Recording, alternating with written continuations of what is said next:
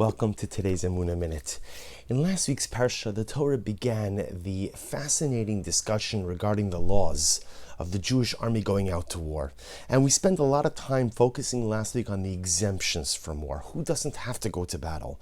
But the truth is, even before the Kohen begins to get into who gets to go home, the Kohen gives an incredible introduction. And the Torah says, this is in Perek Chaf, Pasuk Gimel, chapter 20, verse 3, in Dvarim. And the Torah says, Va'amar Alehem, the Kohen would say to the assembled army, Shema Yisrael, listen, all of Israel, Atem krevim hayom lemilchama alayvechem. You're coming close to do battle with your enemies. Ayirach levavchem, which literally means do not let your heart become fearful, or do not let your heart become soft. Al tiru, do not be afraid. V'al tachbezu, and do not panic. V'al tartzu mipnehem, and do not tremble before your enemies. An incredible message of chizuk. But the Lubavitch Rebbe asks a very simple question. He says, how can you tell people not to be afraid? After all, the Rebbe says, I want to quote to you.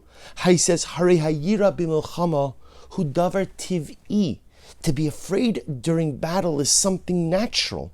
Ve'ech shayich al zeh tzivui shel al tiru. So the Rebbe asks an incredible question. How can you command? Remember, when the Kohen says, Al tiru, do not be afraid, the Rebbe understands that to be a statement, almost not just a declaration, but a command. Do not be afraid.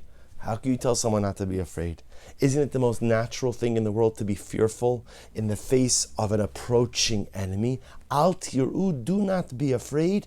But the Rebbe says something absolutely amazing.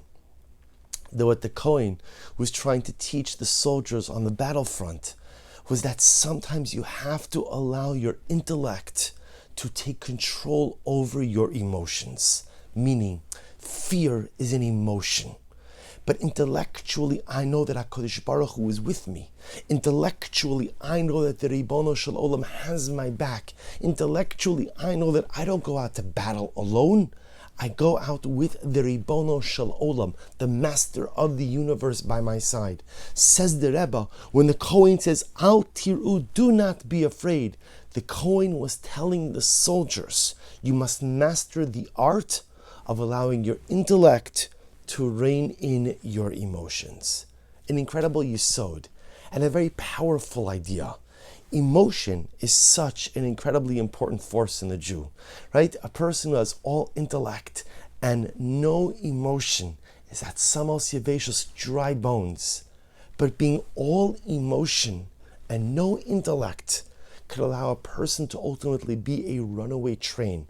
And that runaway train could have catastrophic repercussions. Because a lot of times in life, we feel things. We feel things. And being in touch with our feelings and being in touch with how we feel and why we feel that way is incredibly important. But it's also important to know that just because I feel a certain way does not mean that those feelings are objective reality. And this is incredibly important. See, when I feel a certain way, that feeling is real for me. It's real for me. And it's important for those around me to recognize that what I'm feeling is my subjective reality.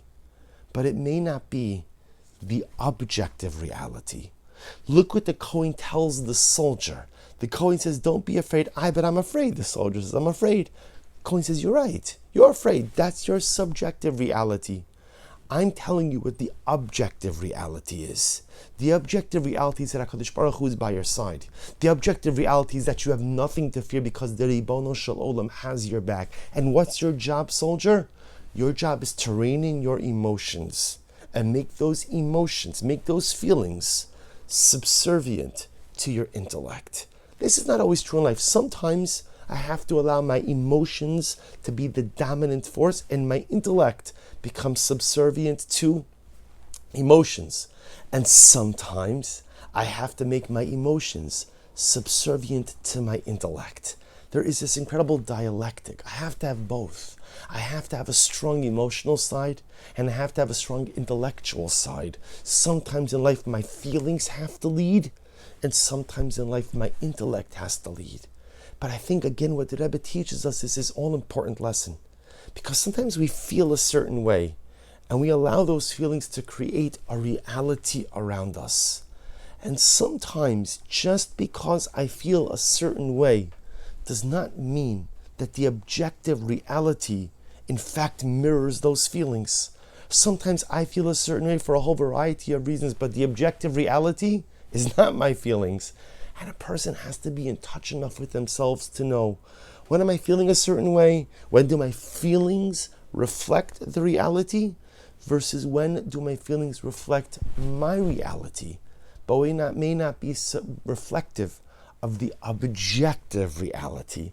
I think that we would all agree this is one of the hardest things to gauge in life.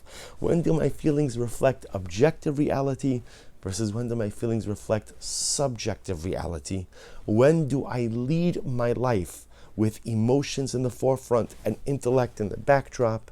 And when do I tell the emotions, come back here, Shefala, come back emotions, come back a little bit. You're not going to lead this time, because if I let my emotions lead over here, it may not have the best results. Emotions fall back, and intellect, you take the lead. Al Tiru, the coin says to us, know in life when to allow your feelings to lead and when to pull back your feelings and allow intellect to pave the course forward. Wishing everyone a wonderful day.